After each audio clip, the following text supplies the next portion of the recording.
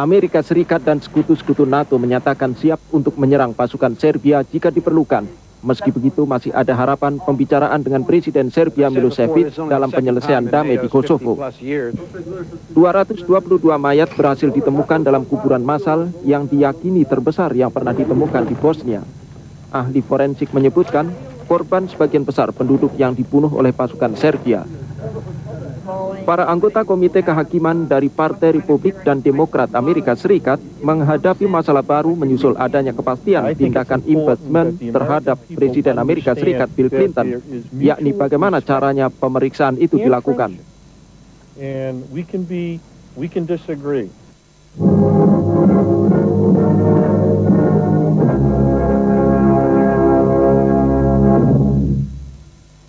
Selamat siang dan salam jumpa saudara, saya Nita Bonita Yunan bersama Afendi Musa kembali menjumpai Anda guna menyampaikan siaran berita 14 dengan topik-topik menarik dari dalam maupun mancanegara.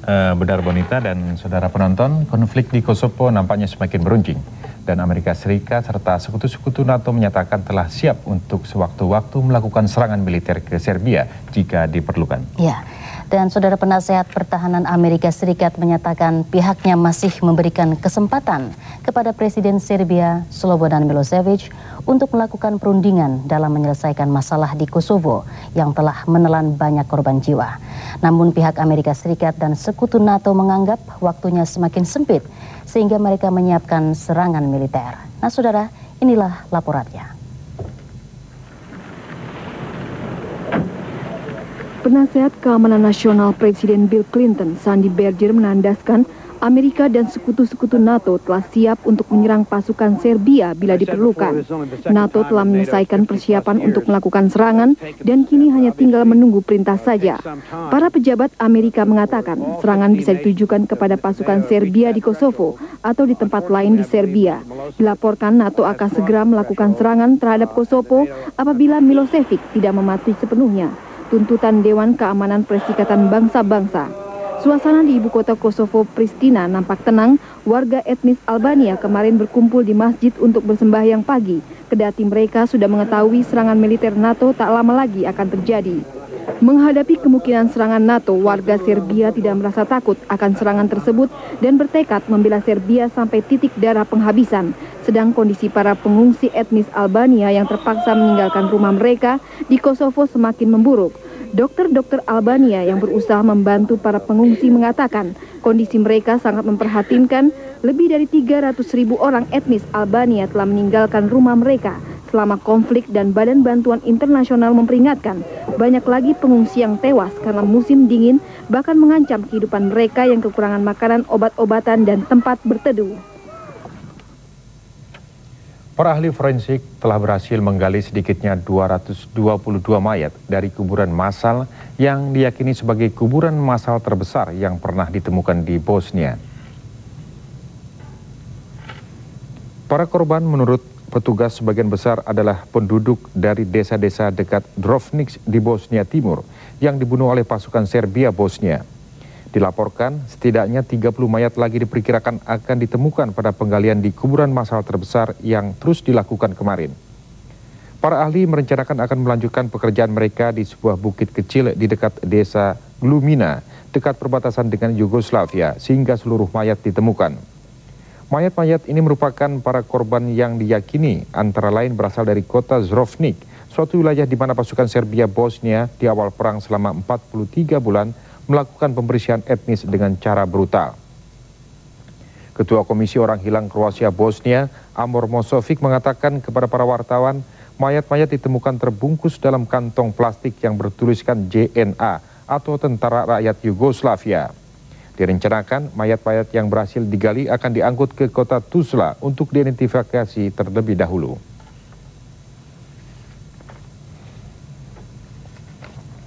Masih dari mancanegara, saudara, upaya untuk meredakan ketegangan antara Iran dan pasukan Taliban Afghanistan melalui jalur diplomatik terus dilanjutkan dengan mengetengahkan utusan perdamaian PBB sebagai mediator. Utusan perdamaian PBB Lakhdar Brahimi tengah melanjutkan pembicaraan dengan para pejabat senior Pakistan setelah melakukan lawatan 4 harinya di Iran dalam meredakan ketegangan antara Iran dan Taliban. Brahimi di Islamabad juga bertemu dengan Menteri Luar Negeri Pakistan Shamshad Ahmed dan ia berharap ketegangan Iran dan Afghanistan bisa mereda sehingga masalah-masalah lain bisa dikembangkan menuju perdamaian. Sementara itu sebuah delegasi dari milisi Taliban tiba di Islamabad sekaligus membawa pesan dari pemimpin tertinggi Taliban, Mullah Muhammad Omar. Pemimpin tertinggi Taliban minta agar Brahimi mau mengunjungi markas besar Taliban di kota Kandahar, Afghanistan Selatan. Brahimi menolak tawaran tersebut sebelum pihak Taliban memberikan jaminan keselamatan keamanan baginya.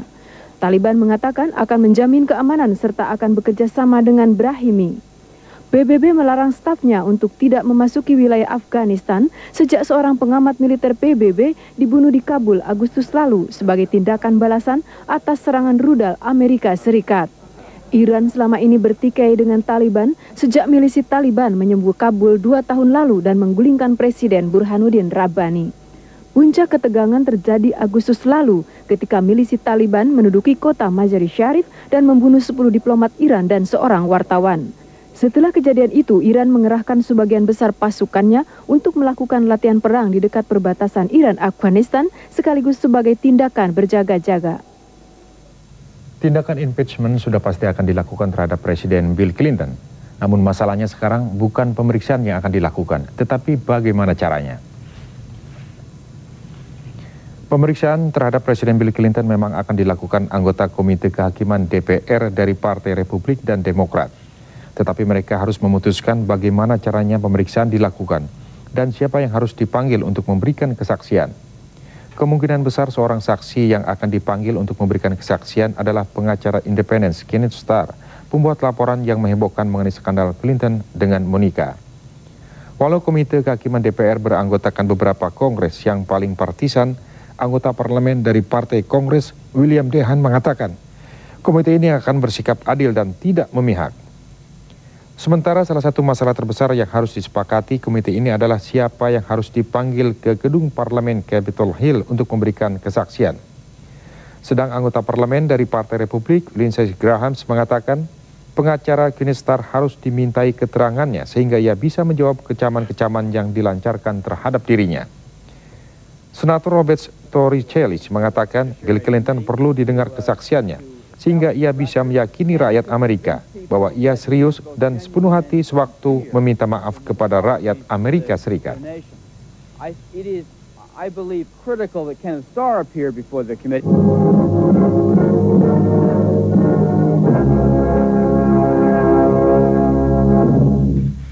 Saudara, Anda masih bersama kami di Berita 14 TVRI. Menteri Pertahanan Amerika Serikat William Cohen dalam lawatan ke-6 negara Teluk tiba di Qatar dalam menjelaskan kedudukan dan keterkaitan Amerika Serikat dan negara-negara Arab. Cohen berpendapat ia memiliki bukti bahwa sejumlah serangan teroris telah direncanakan terhadap kepentingan-kepentingan Amerika di luar negeri. Hal itu dilakukannya kepada wartawan setelah mengadakan pertemuan dengan Menteri Luar Negeri Qatar, Sheikh Ahmad bin Jassim Al Thani di Doha. Namun penjelasan lebih lanjut tentang bukti-bukti itu tidak disebutkannya. Dalam keterangan pers, Cohen lebih banyak berbicara tentang Irak yang menurutnya Saddam Hussein menolak untuk memenuhi kesepakatan yang dirundingkan dengan Sekjen PBB Kofi Annan. Cohen menganggap dirinya, negerinya selama ini sebagai stabilisator di negara-negara Teluk dan menurutnya telah membantu perdamaian di Timur Tengah. Menjawab pertanyaan wartawan mengenai sanksi PBB terhadap Irak, Cohen mengatakan Presiden Irak segera bekerja sama akan mengikuti versi Amerika dalam mematuhi resolusi Dewan Keamanan PBB, dan ketika ditanya tentang penggunaan senjata penghancur massal oleh Israel, Cohen justru mengatakan bahwa Israel belum pernah menggunakannya. Namun tidak dirinci apakah Israel memiliki senjata penghancur massal atau tidak. Kini kita beralih ke Lesotho. Seorang tewas dan 2 lainnya terluka akibat penembakan yang ditujukan para pengunjuk rasa pro pemerintah yang diikuti oleh Perdana Menteri Pakalita Mosisili di Lesotho. Ribuan pengunjuk rasa yang mendukung pemerintah berlangsung kemarin di Lesotho. Unjuk rasa ini merupakan yang pertama kalinya sejak tentara asing berhasil menumpas pemberontakan di negeri itu. Dilaporkan unjuk rasa ini berakhir dengan kekacauan ketika 4 pemuda bersenjata ditemukan berada di antara kerumunan massa pengunjuk rasa. Saksi mata mengatakan salah seorang dari mereka diketahui massa dan dibekuli hingga tewas sebelum polisi datang melerai. 2 pemuda lainnya berhasil diamankan sebelum ditahan oleh polisi, sementara seorang pemuda lagi dilaporkan melarikan diri. Menteri Luar Negeri Tom Tabani mengatakan ia melihat 2 orang pendukungnya ditembak oleh 4 pemuda yang menurutnya adalah pendukung oposisi. Afrika Selatan dan Botswana mengirimkan tentara ke Lesotho tanggal 22 September lalu untuk membantu pemerintah menumpas upaya kudeta ini. Dilaporkan, ribuan pendukung pemerintah pada unjuk rasa ini menyatakan dukungan kepada pasukan Organisasi Masyarakat Pembangunan Afrika Selatan, SADC, dan menyambut baik campur tangan SADC untuk memulihkan pemerintahan di Lesotho. Kita menuju berita dari Uzbekistan. Presiden Rusia Boris Yeltsin selama dalam kunjungannya ke Uzbekistan dilaporkan menderita demam dan tampak terlihat pucat serta tidak sehat. Kunjungan Yeltsin ke Uzbekistan ini merupakan kunjungannya yang pertama kali ke luar negeri dalam 6 bulan ini. Presiden Uzbekistan Ismail Karimov nampak harus memegangi lengan Yeltsin agar ia tidak terjatuh selama mengikuti upacara penyambutan.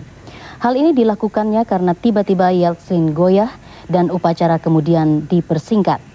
Juru bicara Kremlin mengatakan bahwa Boris Yeltsin selama seminggu ini telah bekerja keras dan suhu yang dingin di Tashkent membuat keadaan kesehatannya menurun.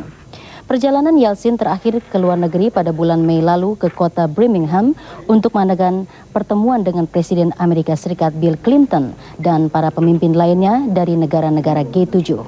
Sejak saat itu ia menunda beberapa rencana perjalanan ke luar negeri. Yeltsin mengunjungi Uzbekistan selama 2 hari guna meningkatkan hubungan bilateral kedua negara.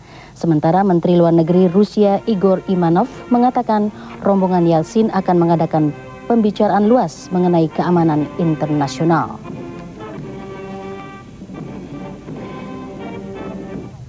Para aktivis lingkungan hidup dan anggota dari 5 partai politik di Meksiko melakukan aksi unjuk rasa di depan kedutaan Amerika guna memprotes rencana Amerika Serikat membuat tempat pembuangan limbah nuklir di perbatasan dengan Meksiko.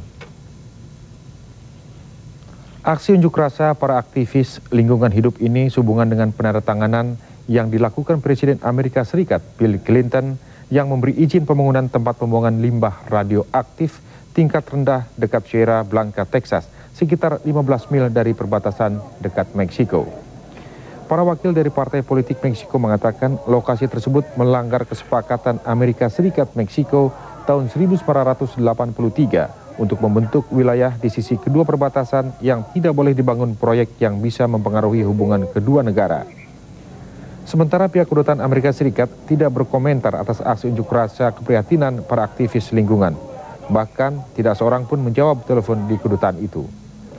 Para aktivis merasa khawatir akan kesehatan para penduduk di perbatasan akibat pembuangan limbah nuklir tersebut. Dan para pejabat pemerintah Meksiko pada umumnya menentang proyek itu. Dilaporkan Komisi Pelestarian Sumber Daya Alam Texas akan mengadakan pertemuan tanggal 22 Oktober untuk memutuskan apakah akan memberikan izin pembangunan pembuangan limbah nuklir tersebut atau tidak. Estamos para parar la política que pretende volver esta frontera en el basurero de los Estados Unidos. Si permitimos Sierra Blanca, detrás de Sierra Blanca vendrán cientos de proyectos similares. ¿Dónde está Julia?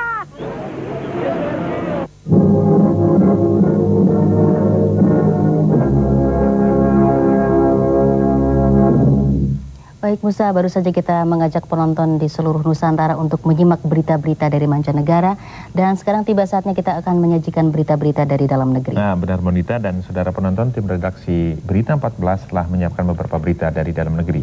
Ya. Di antaranya beberapa pembahasan mengenai hasil temuan anggota Komisi 3 DPR RI di lokasi transmigrasi yang diutarakan dalam rapat kerja Komisi 3 DPR RI dengan Menteri Transmigrasi dan PPH Hendro Priyono. Ya, dan sementara itu seputar masalah kasus dukun santet di Banyuwangi, Jawa Timur, menurut penjelasan Pangdam 5 Brawijaya Majen TNI Joko Subroto, belum ada anggota ABRI yang terlibat.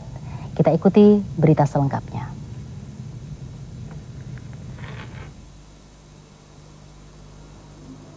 Di hadapan sejumlah wartawan elektronik dan cetak, Pangdam 5 Brawijaya Majen TNI Joko Subroto menjelaskan, dalam kasus santet akhir-akhir ini di Banyuwangi, belum ada bukti nyata keterlibatan anggota ABRI. Meski ada dugaan para pelaku pembunuhan mempunyai gerakan yang cekatan mirip ABRI, menurut Pangdam 5 Brawijaya, saat ini banyak yang memiliki keterampilan yang sama. Namun diakui ada indikasi keterlibatan dan saat ini masih dalam penyelidikan. Ada petunjuk dari sekian banyak tersangka, ada pengakuan satu orang terhadap anggota ABRI terlibat. Tapi setelah diadakan pemeriksaan dari tim yang kami keluarkan bersama-sama Polda, dari Denpom, kemudian dari Denintel, kemudian dari yang Polda, Depolwil, ini ternyata belum ada bukti yang kuat yang menyatakan bahwa anggota ini terlibat. Sementara Kapolda Jawa Timur, Mayor Jenderal M. Dayat mengatakan, hingga kini korban kasus santet 95 orang, 87 meninggal dunia, 3 orang luka berat dan 7 luka ringan. Dan sampai hari ini saya baru mendapat laporan telah ditangani sebanyak 83 tersangka yang diduga melakukan pembunuhan, termasuk di dalamnya ada penyandang dana dan aktor lapangannya. 12 orang penggerak dan 5 orang penyandang dana yang ditangkap ditengarai ada unsur balas dendam terhadap para korban yang dituduh sebagai pelaku ataupun tukang santet. Di hadapan para wartawan, Kapolda Jawa Timur juga menegaskan bahwa kasus santet di Jawa Timur tidak menutup kemungkinan adanya faktor politis dan kini masih dalam penyelidikan. Bahkan beberapa orang yang merasa dirinya sebagai tukang santet karena merasa takut menghadapi ancaman ada yang bunuh diri. Cahyono dan Suryanto melaporkan. Menteri Transmigrasi dan Pemindahan Perambah Hutan Hendro Priyono sangat menghargai temuan para anggota Komisi 3 DPR RI selama kunjungan kerjanya di beberapa lokasi transmigrasi untuk segera dibenahi. Temuan para anggota Komisi 3 DPR RI itu umumnya menyangkut konversi lahan bagi para transmigran yang sudah bertahun-tahun menghuni lokasi transmigrasi tetapi masih gagal memperoleh status tanah yang dihuninya. Kondisi itu terjadi akibat sistem kredit perbankan yang berbelit-belit dan tidak mudah difahami oleh para transmigran. Hal lain yang perlu segera diatasi ialah keterbatasan lahan transmigrasi untuk menampung meningkatnya animo masyarakat peserta program transmigrasi. Menteri Transmigrasi dan Perambah Hutan Hendro Priyono pada raker dengan Komisi 3 DPR RI hari ini di Jakarta berjanji untuk segera mengadakan koordinasi dengan stafnya guna memperbaiki keadaan. Beberapa lokasi transmigrasi yang banyak ditemukan ialah kasus menyangkut konversi lahan meliputi Sumatera Barat, Jawa Barat, Jambi, Kalimantan Barat, dan Sulawesi Utara. Sekjen DPP PDI Butuh Hutapea merasakan adanya pemberitaan di media massa yang tidak seimbang antara kegiatan PDI Kongres Palu dengan kegiatan DPP PDI Perjuangan hasil Kongres Bali. Usai diterima Menteri Penerangan Muhammad Yunus, Sekjen DPP PDI Butuh Hutapea kepada TVRI di Jakarta hari ini juga mengakui bahwa liputan kegiatan PDI oleh media massa baik cetak maupun elektronika porsinya tidak wajar seperti dianaktirikan. Contohnya kegiatan Kongres di Palu sangat minim sekali pemberitaannya, namun kegiatan Kongres DPP PDI Perjuangan yang berlangsung di Bali liputannya dilakukan secara besar-besaran. Kami juga menyampaikan keluhan kami lah, seolah-olah kami juga ini seperti dianaktirikan oleh mass media di dalam pemberitaan. Nah, untuk itulah kami harapkan artinya melalui Pak Menteri artinya bisa kira-kira menghimbau media pers untuk melakukan pemberitaan yang seimbang lah. Artinya kalau juga kami melakukan kegiatan-kegiatan supaya diliput secara proporsional. Sekjen DPP PDI Butuh Hutapea juga menghargai kebijakan Menteri Penerangan mengenai kebijakan pers yang telah dirasakan masyarakat dan menghimbau agar pemberitaan di media massa dilakukan secara berimbang. Menteri Penerangan Muhammad Yunus juga menginginkan pemerintahan yang seimbang dan terus berupaya mencari langkah-langkah yang tepat dalam mewujudkan pemerintahan yang diharapkan itu. Saudara, Danau Toba sebagai sumber kehidupan sehari-hari penduduk setempat, kini kondisinya cukup memprihatinkan. Karena selain menurunnya permukaan air danau akibat penebangan hutan, juga pencemaran limbah industri di wilayah itu. Kualitas perairan Danau Toba di beberapa bagian kawasan telah mengalami pencemaran limbah domestik, pemukiman, peternakan, termasuk industri yang penyebarannya telah mencapai jarak 10 hingga 100 meter dari garis pantai. Walaupun tingkat persebaran pencemaran belum merata, namun hal ini dapat mengurangi fungsi Danau Toba. Masalah ini disampaikan Menteri Lingkungan Hidup Panangean Siregar pada hari ulang tahun ketiga Yayasan Perhimpunan Pecinta Danau Toba semalam di Jakarta. Menurut Menteri Lingkungan Hidup, yang harus dilakukan dalam upaya mempertahankan fungsi Danau Toba, diantaranya mengendalikan pembangunan di kawasan Danau Toba, termasuk menata kembali lingkungannya. Sementara itu, Gubernur Sumatera Utara, T. Rizal Nurdin menegaskan, semua industri yang didirikan di sekitar Danau Toba harus diperhitungkan, jangan sampai terjadi lagi seperti kasus-kasus sekarang ini.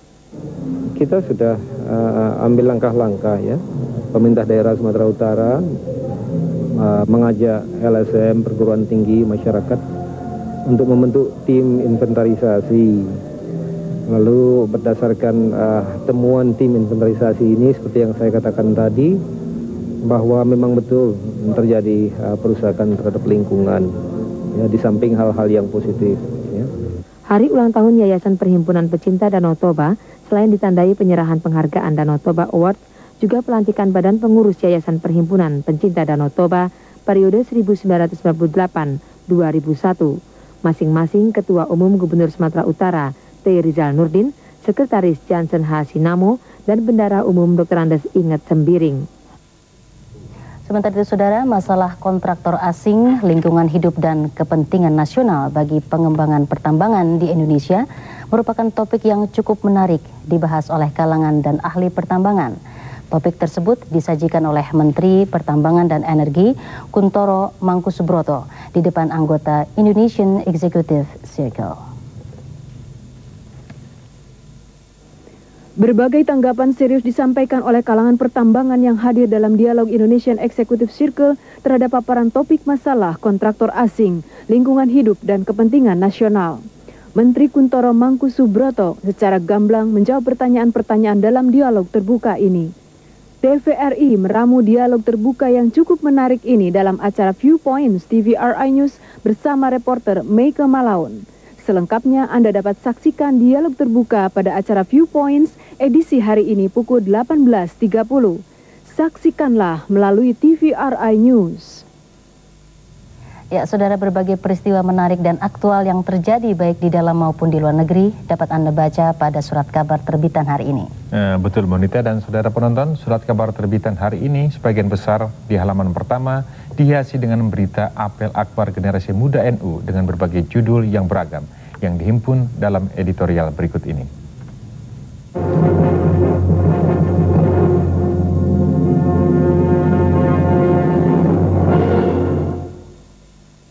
Berbagai surat kabar yang terbit hari ini pada halaman pertamanya menampilkan apel akbar generasi muda Nahdlatul Ulama dengan berbagai judul yang menarik.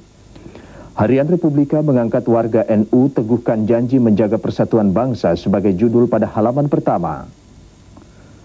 Puluhan ribu warga NU ketika apel akbar generasi muda NU di lapangan parkir Timur Senayan, Jakarta dalam memperingati 53 tahun resolusi jihad NU itu meneguhkan janjinya untuk menjaga persatuan bangsa.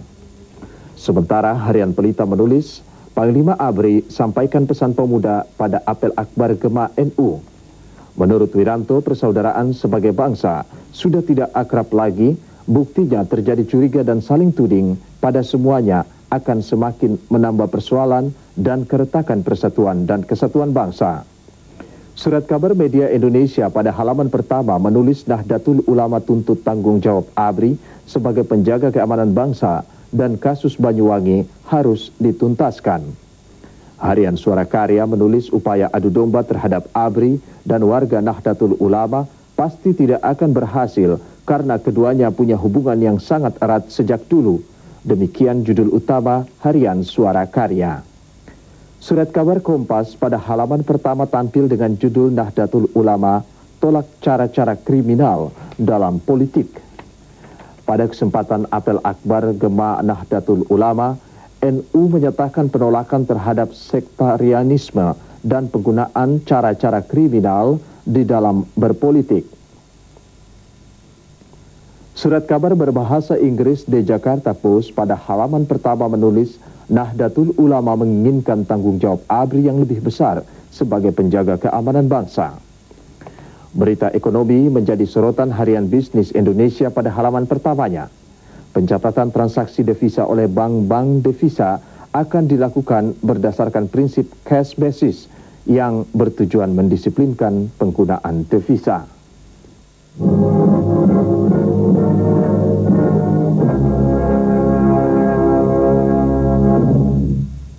Baik, saudara penonton dan juga Musa, sekarang kita beralih ke berita olahraga. Redaksi Berita 14 telah menyiapkan beberapa berita olahraga, diantaranya dari putaran final turnamen tenis Swiss terbuka. Petenis Inggris Tim Henman menuduhkan Andre Agassi. Dan saudara penonton, sementara dari cabang sepak bola, kami ketengahkan kualifikasi Piala Eropa Grup 1, serta rally Timur Tengah yang berlangsung di Qatar yang dirangkum oleh Agil Samal berikut ini.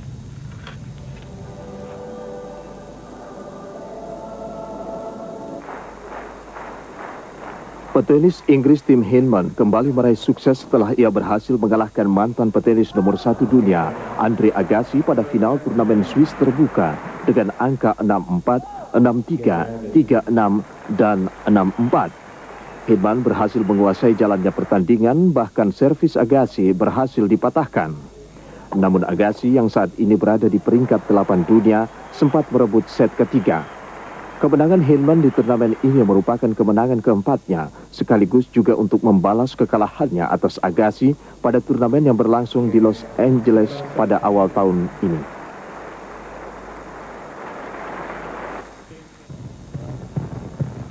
Walaupun sempat unggul terlebih dahulu, namun kesebelasan Denmark secara mengejutkan harus mengakui keunggulan kesebelasan Wales dengan skor 2-1 pada pertandingan babak kualifikasi Piala Eropa Grup 1 yang berlangsung di Copenhagen, Denmark.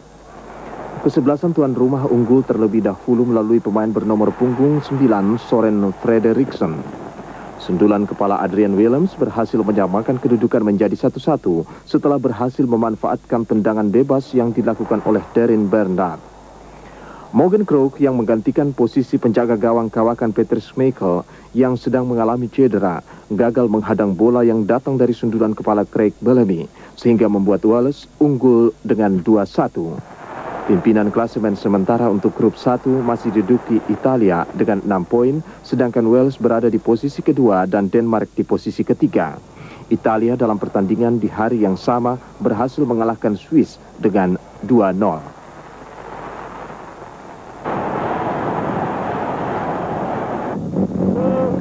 Rally Uni Emirat Arab Muhammad bin Sulayem semakin memperkokoh posisinya di puncak klasemen kejuaraan rally Timur Tengah setelah ia berhasil menjuarai seri rally Timur Tengah yang berlangsung selama 2 hari di Qatar. Sulayem yang didampingi navigator Ronan Morgan asal Irlandia sempat mengalami kesulitan pada sistem rem dan power steering kendaraannya, namun hal tersebut dapat segera diatasi. Sulayem harus berjuang keras untuk dapat lepas dari tekanan pesaingnya pereli asal Qatar, Nasser Saleh Al-Attiyah yang mengendarai Toyota Celica. Namun akhirnya Sulayem berhasil keluar sebagai juara pertama menyelesaikan 16 lintasan khusus dengan waktu 2 jam 3 menit 30 detik. Sedangkan pereli Uni Emirat Arab lainnya Abdullah Al-Qasimi menempati posisi kedua dan posisi ketiga diraih pereli Australia Ron Kreeman. Sulayem saat ini telah mengantongi nilai 100, sedangkan Ron Kreeman di tempat kedua dengan nilai 65 dan Qasimi dengan nilai 64 di tempat ketiga. Dan saudara, bagi Anda yang baru bergabung bersama Berita 14, berikut kami sampaikan tayangan ulang topik-topik utama Berita 14 hari ini.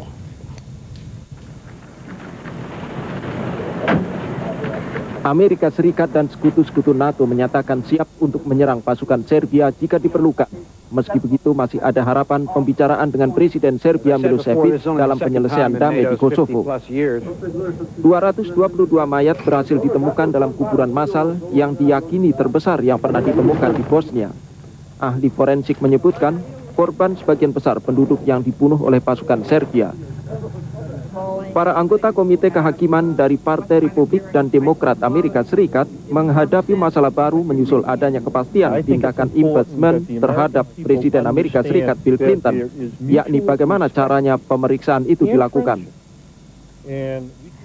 Dan saudara, usai sudah kami hadirkan di hadapan Anda berbagai berita dari Berita 14 TVRI siang hari ini. Kami akan kembali dengan berbagai informasi lainnya ke hadapan Anda dengan siaran berita pukul 16 sore nanti. Terima kasih atas perhatian Anda dan selamat siang.